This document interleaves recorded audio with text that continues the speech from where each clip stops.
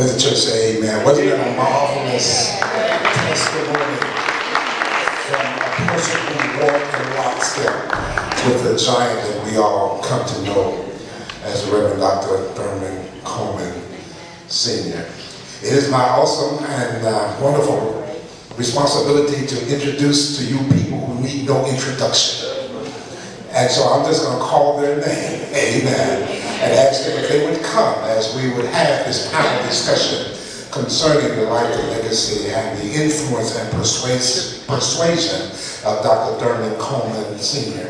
On our panel tonight, we have the Reverend Kevin Nelson, who is the current pastor of the First Baptist Church of Jeffersontown, to serve on this panel tonight. He's my dear friend and my brother. And I love him because he is another that took the points that Dr. Coleman always exhibited. He's a person who loves preachers. Amen. Amen. Dr. Coleman was a person who loves preachers. Second person is my dear friend, my brother, my elder, my advisor, my mentor, a person that I look up to in a mighty way. I call him Dr. A. No one other than the Reverend Dr. A. Russell Awkard, the illustrious pastor of the New Zion Missionary Baptist Church. And last and certainly not least, another brother that has made a huge difference in the city, amen, because he works for the city as well as working for the God, and that is none other than the Reverend Hackett, the pastor of the Greater Salem Missionary Baptist Church here in our city. And all three of these gentlemen had a unique tie with the Reverend Dr. Coleman. Amen. Amen.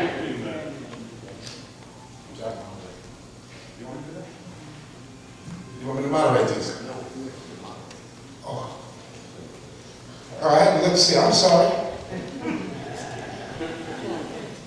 Miss Daniels, will you come and moderate? If y'all don't know Miss Kendall Daniels, she is unique in her own right and a marvelous orator. As a matter of fact, one of the best that I've heard in a very, very, very long time. I'm also wondering at what time she's going to start her class on helping us to know how to be an orator to a level that she's already achieved. Sister Daniels. Thank you so much. Well, praise the Lord and good evening, everybody. I am here tonight. One of the reasons I'm here tonight is because Reverend Nelson made a joke at Reverend Coleman's funeral and called me a minister. I'm not a minister. I'm also here tonight because I am so very grateful to God that He sent my parents from Lexington by way of Winchester, Kentucky to J-Town in 1978. I, Lord willing, if I live to see my next birthday, will be 42 years old in January. I have lived in Nashville twice and Houston once. And I can tell you, I have strayed. Sometimes I did cyber church, but God has never left me. And the foundation that Reverend Thurmond Coleman Sr. laid is still within me, and it has made me the person that I am today. And so I am so very grateful. I'm honored simply to be here. And I'm also honored, for those of you who do not know, he was a supreme hymns person. He knew every hymn ever written and didn't have to use the book. And when I'm going through as a 41-year-old woman, I do not call upon contemporary gospel to get me through. I sing hymns to myself because we sang a hymn at First Baptist every single Sunday. So thank you, Pastor Shaw, for allowing me to be here. We're going to just be totally informal. You just do your thing, gentlemen. You just jump in whenever. So the first question is, what skills did Reverend Coleman possess that enabled him to transition from rural life in West Virginia to leading a small rural church to become a large and vibrant urban congregation? Amen. Amen. Well, I would say, was it.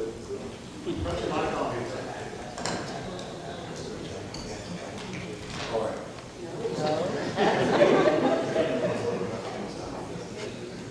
First thing that came to my mind when you asked that question is, first and foremost, Dr. Coleman had the skill of developing relationships with people. And it didn't matter where he transitioned from. He had a genuine love for people, and he was cordial to all.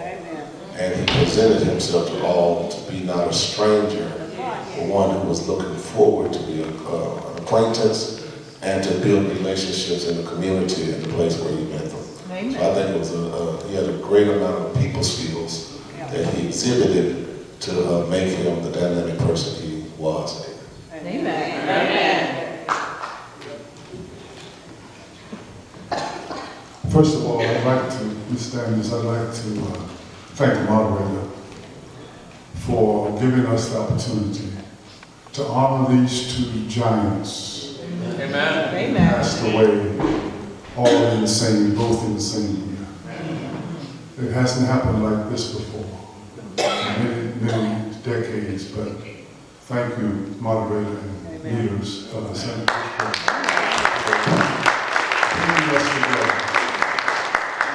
And certainly thank you, Dr. Gaines, for the kinds of insights that you bring. To answer your question, I believe it's because, it's already been mentioned, Dr. Coleman was a lifelong learner. Amen. And he was a student of his times. He read, he learned, he watched, and he attempted to stay abreast of what was happening all around him. And he didn't wait until it was too late to act. He was a mover and a shaker. Someone said if the mountain won't come to Muhammad, let Muhammad go to the mountain. All right. Reverend Coleman didn't wait for the mountain to come his way. He would reach for the opportunity as it presented itself. And the Lord made a way for him. Well, when I think of Pastor Coleman, Dr. Coleman, Reverend Coleman, when you talk about skills, when I hear about his upbringing, where he came from, and hear about him working, and you see how he transformed not just a church, but a people and a community. I think about how disciplined he was and how devoted he was. He was disciplined in everything he did. When I mean by discipline, I don't mean he did everything right, but he had enough wisdom and knowledge to know that if I need to get this done, I'm going to be disciplined to get it done. And I'm going to be devoted until it gets done. And that never turned off. And when you talk about discipline, you look at, you can go to discipleship, you talk about his devotion, you can look at his faithfulness. And so those are two things that I see with Pastor Coleman. When I think of, among many things, and everything he says is definitely true, his discipline and his devotion. Amen. What was it about Reverend Coleman's way with people that made his ministry so magnetic? And how did his people skills contribute to his pastoral objectives? There was seasons in his life he did some things. There was some of us in his life, you know, you go way back, that's the season. What Pastor Gaines was at, that's the season. And when I was at, that's the season. Reverend Drake at the end, that's the season. So he was seasonal in his ministry. He was generational in his ministry. And when you think about Pastor Coleman, you look at the First Baptist, I think we had 4 or 5 generations alive at one time. If you look at just his family, you know, his children, his children's children, his children's children, he was able to minister to generations while still being relevant at that time. And I'm just going to say perfect testimony. He also ministered to the whole person. I got baptized by him. He licensed me. He allowed me to teach. He allowed me to preach. Went with him on occasions. to places. He liked me driving around in the Cadillac. Amen. He loved Cadillacs. So he also ministered to the whole person. He ministered to us in our journeys. I mean, he was always there. And so I'm forever grateful to see him in his totality and how he affected all. But even at the end, he was still ministering. I told the class today, my wife and I sat with him for 2 hours at the nursing home. He was telling us and sharing his heart about how we've got to always prepare for when people in your life and your family get older, to make sure you take care of them later on in life. Amen. Amen. And not only take care of those who need taken care of, but also as a caregiver. Even a caregiver needs to be taken care of. Amen. You see, we got to prepare for that. Not only as families, but also as a church. Amen. Amen. Pastor Coleman, Dr. Coleman, he had a way of seeing a person's potential. And for the many times that I was able to sit with him, talk with him, share with him, one of the privileges I count so dear is that he had a way of reading the individual. And then as a result of reading the individual, he would help that individual to develop what he saw God place in that individual. Amen. When I first came to First Baptist Church, I had no desire to. When I left Nashville, Tennessee, I said I would never pastor again unless God put me in, and he wasn't going to put me in because I wasn't going to apply. So when I came to First Baptist Church, I never even told anyone I was a minister. But when he found out that I was a minister sitting in the pews, he asked me to come and be a part of it. And we talked, and he consistently and diligently began to labor with me and to develop me. And he saw within me something I didn't see in myself. And he was constantly one of those persons that would call, that would discuss things with you, that would quickly reprimand you if you were wrong, and let you know where he stood and where you stood. And but on the flip side of that, he did it for your benefit and for your good. And so I'm appreciative and I'm thankful for the, and even in the latter years, and I heard Dr. Dane say that he's constantly learning, and Pastor McDaniel was with me. He had actually called and we began to talk in the latter final weeks that he was here on earth, and he was inquiring about the Bible and different things that he was seeing around the globe, and wanted to know our perspective on it. And he was always challenging us to be at our best. And so I'm grateful to him, and I'm a better person for him. Now, I will say that when I first set up under him, I had to, I was not the Keith Hackett. And I say that because it's well known, but I will say this: we had a great and wonderful relationship, and we grew to be the best of friends, and he became one of my greatest mentors that I've ever experienced here on life. Amen. Amen. It ought not be missed that this morning we recognize and honor Dr. Thurmond Walker, who was a renowned scholar. And yet, he was a member of First Baptist Church of Jefferson. And united with this church as a scholar. Under a pastor who did not have the same caliber of education, experience, and training, and yet there was something about Dr. Coleman that reached into the lives of people in all walks of life. Even those who are of the other race, whose thoughts and feelings toward us were questionable. Nevertheless, they felt drawn to him.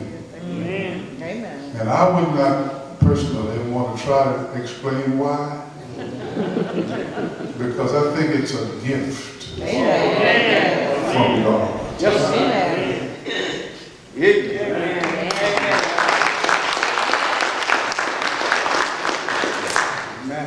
What tactics did Reverend Coleman employ to survive the cultural and social changes that happened over the course of his ministry in a way that empowered him to do strong ministry for over 4 decades in spite of the changes around him?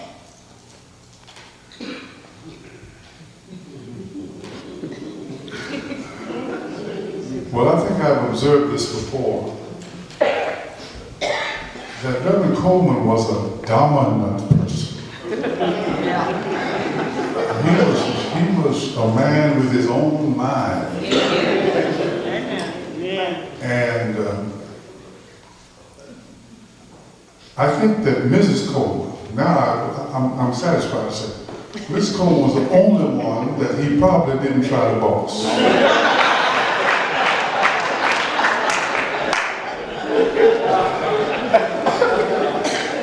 And you've got to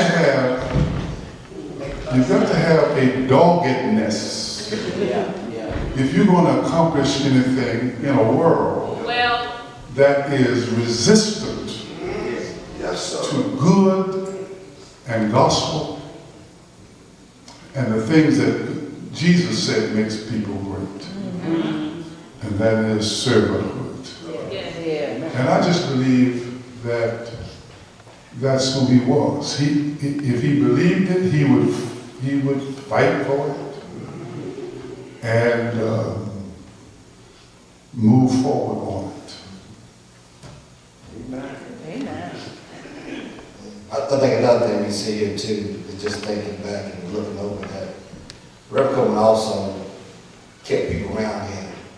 He surrounded himself. He talked with good, bad, and otherwise. Someone had been he wasn't afraid to engage folks. Not just those in his core circle, but even outside of it. So you can learn a lot from people who might not particularly care for you. You can learn a lot from them. And he had a way of befriending even the enemies to have a mutual respect. You might not like them, but you're going to respect them. And in that, and it was like I said again, generation. He always, things changed a whole lot in 45 years. So not only had people close to him that knew what was going on, he also had people on the outside that knew what was going on that would, talk to him, that he would talk to. He would ask questions of. And his approach was so subtle, and yet at the same time it was inviting. You would tell him. You would talk to him. Now, I'll never forget, I went to a meeting with him at the FBI, and I sat there and I listened to him, and I forgot what was going on. And they said something, and I turned up my face. He pulled me out of me and he said, look, son, he said, whenever you're in a meeting like that, don't never show your emotions. Even though what they said wasn't right, he said, you gotta be calm, because you can learn a whole lot from people. You can learn a whole lot, just listen. But don't show your emotions, don't show your hate. Treat him with respect and go on. And that's why he was able to stay relevant. Again, the people he had close to him, the people he also disassociated himself with in different circles, in places that might be uncomfortable, but were needed. And he would, like you said, he'd throw it back to us. He asked me one time, Doc, you know about this? I said, no. He said, well, you better get in there. You know what's going on? I said, no, sir. He said, well, you better look it up. I said, yes, sir. I'm just visiting, talking to him, but he got serious on me. Do you know? And so that's why he was able to stay relevant all these years. Another reason is that one of the tactics he uses, he would put people in a position that forced them to expose their true nature. And when I say that, I think about the Justintown Jam ministry. And one of the things that he shared with me, because I struggle staying in the presence of people that let you know you're unwelcome. And he basically established that ministry out there. And I've gone to several meetings with him.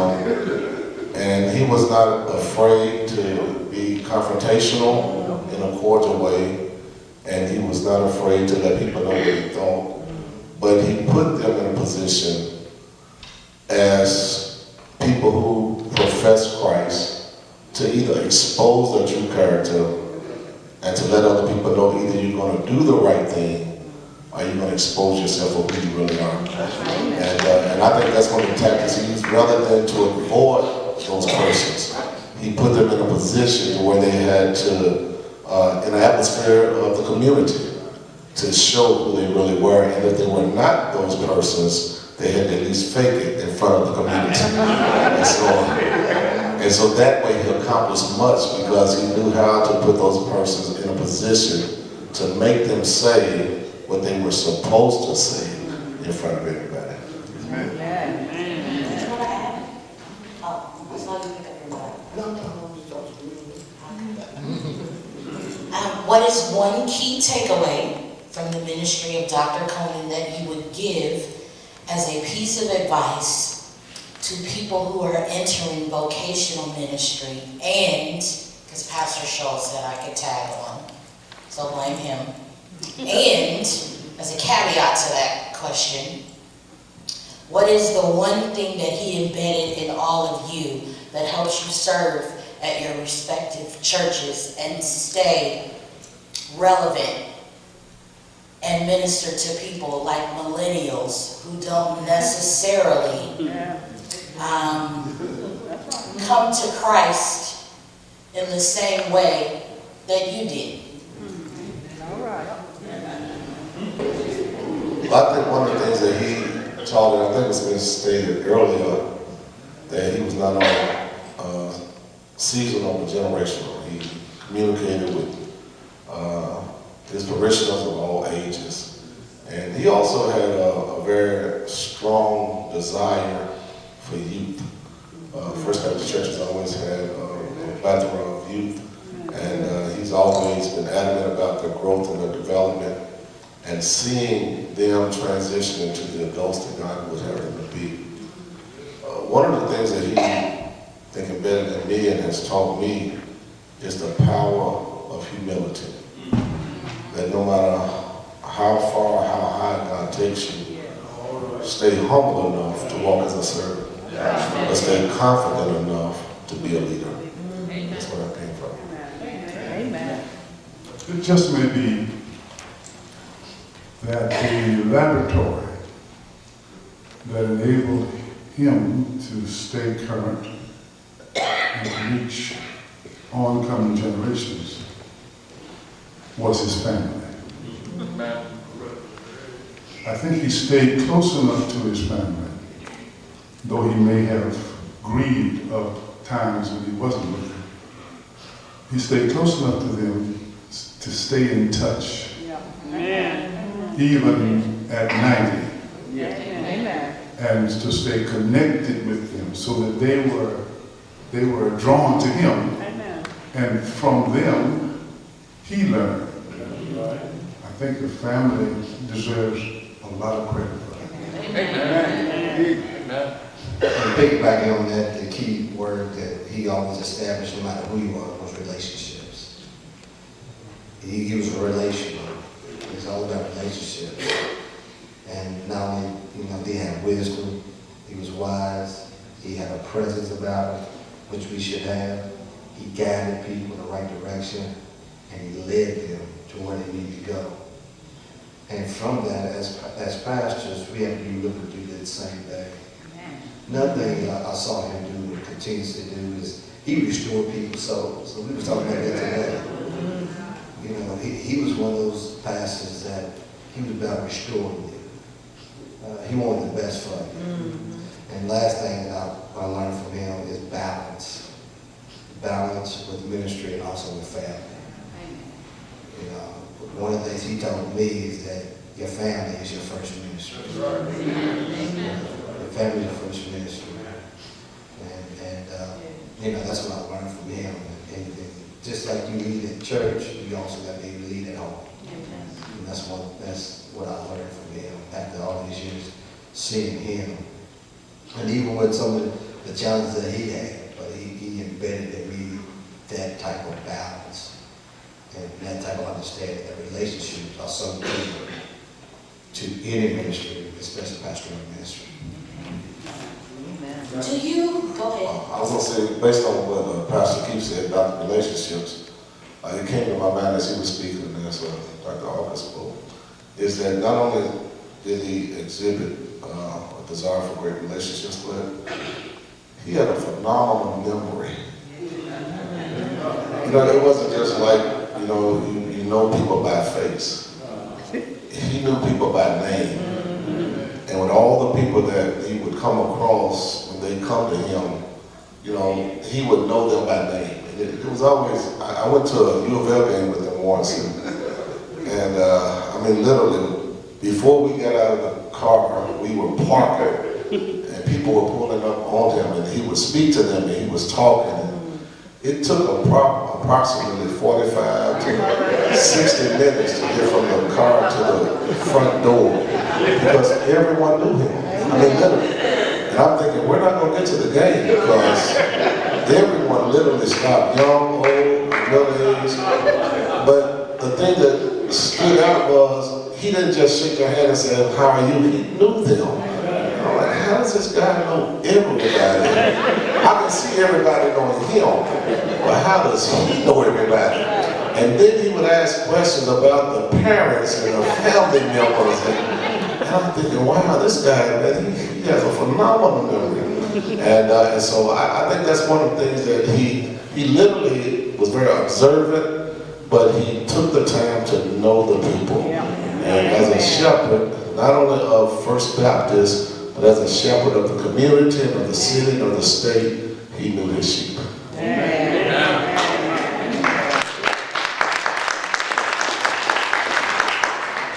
Can I say a word about integrity?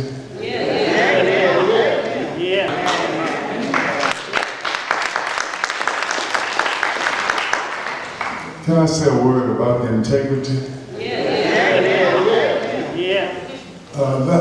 That's an issue with younger people. They want to know that you are real. Not perfect, but real. And one of the things about Thurmond Coleman was in his integrity. He had integrity with his finances. Amen. Personally, but also in the church. Of course, there are always detractors. But the record will speak for itself. And I remember when he retired, he said he called for a complete audit by an accounting firm so that he could show the people that your money is where it's supposed to be. He had a way of calling me when a family had death. And usually the people that called him first were people who had some question about their financial abilities. And he would call me, and he'd ask me to help him take care of them, which really was basically he would bring them to me. Then I'd have to do something with the price to make it work.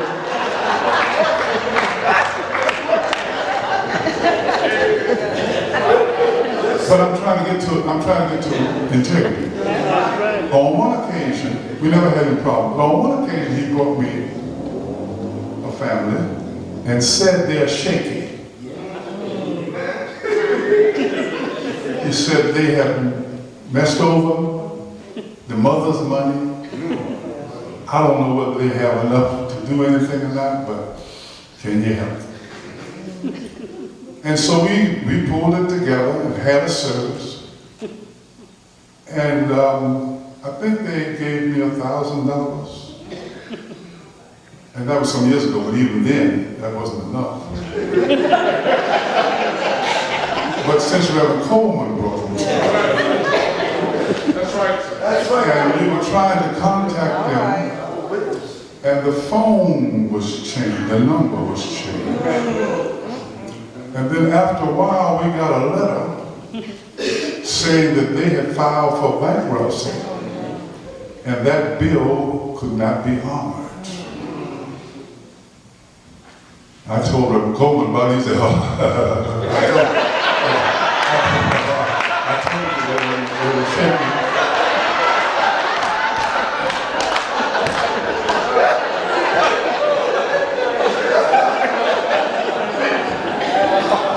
Years passed, but when he was ready to retire, he went to First Baptist Church and asked for the balance so that we could be paid. Amen. Integrity.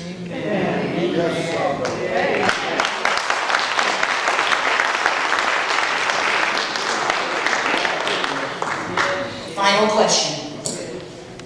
I heard you, Reverend Hackett, mention balance. I'm not saying that he did not. I don't ever remember him taking a vacation where he was just not accessible. So in 2019, how do you as pastors bridge the gap between getting reprieve and rest and disconnecting and having me time, but also being there to help meet the needs of your congregants? He did go a couple trips now, didn't he? Yeah. Yeah. I had a country a couple of times. Okay, well, Yeah. So he got away. Is that defense? I'm big a fifth of that. Yeah. Let me say this to your point, seriously. If you're not disciplined enough to do it, it will happen one way or another. And I'm a true witness of that. Because I'm a workaholic, been by vocation. You gotta do it. That's part of that discipline. That's part of that faith. That's part of that. A shepherd is only good to the sheep if he takes care of himself as well. And learn it the hard way, but learn it quickly. And so with that, it's imperative. And then y'all gotta understand. You gotta understand, you gotta encourage your pastor to take that time off. Take a sabbatical for a month or two. But we gotta be willing to say, we gotta do it, because if I don't do it now, I'm not gonna be no good for you later. Because, correct me if I'm wrong, the dynamics of pastor has changed tremendously. When I say the dynamics which you're dealing with, mental health issues, suicide in children, the abuse, the addictions, you got all that in the church, like we were talking about today, all at one time. And if you don't reprieve yourself, you won't be able to handle it. Again, it's not about fixing people, it's about restoring people. We gotta understand this is a marathon and not a sprint. And we can't do it by ourselves. That's the other thing we as pastors gotta recognize. We can't do it by ourselves. Amen. But we gotta be diligent and faithful at the same time. Also take that time to relax and get away. If Jesus did it, we got to do it. And he didn't need no rest. If you really think about it, but he took it because he was the model of what pastoring is about. You got to, not only we find rest in him, but we also got to find a rest, literal rest, that we got to rest so that we can be what God wants us to be to the church, to his church. Amen. I was saying about discipline that, I think my brother said comes quickly, but I think in my case it comes slowly. It's not that you're not aware of it, but I think as you get older, you start valuing your time and your family and start appreciating them a whole lot more, because when you're younger, you feel like God has sent you there to be not only a leader, but the church becomes your life. And as a result, while your family may be a part of the church, and I think Dr. Coleman shared this before, that if there was anything that he could have changed, he would have put his family a lot closer to the top. Because it's a saying among pastors in the past that the pastor saves everybody's family but his own. And that's because we spend so much quality time trying to adhere and assist everyone else, and then we neglect our own families. And I've been guilty of that myself, and that's why as I get older, I started looking back and I realized while I was in the house, my presence was there, my participation was there, but not in the caliber that it should have been. And so as you get older, you start realizing as the time and the clock is ticking away, you realize this is something that has to be done. And so you begin to start setting aside that time. And if we're not careful, as it has been in so many pastors, you'll go to the grave like that. Still feeling like that you can do this and do that. But I'll say this, one thing happened to me, even before this injury, that I was crying out to God about something. And one of the things God put on my heart is that he says the church was there before you got there. And it'll be there when you go. And so from that lesson, you got to learn that, you know, you're there for a season. And for you to be effective at that season, you have to be diligent in taking care of yourself before you can take care of others. Let me just quote Reverend Coleman as I reflect on both of the comments made. Fine, fine, fine.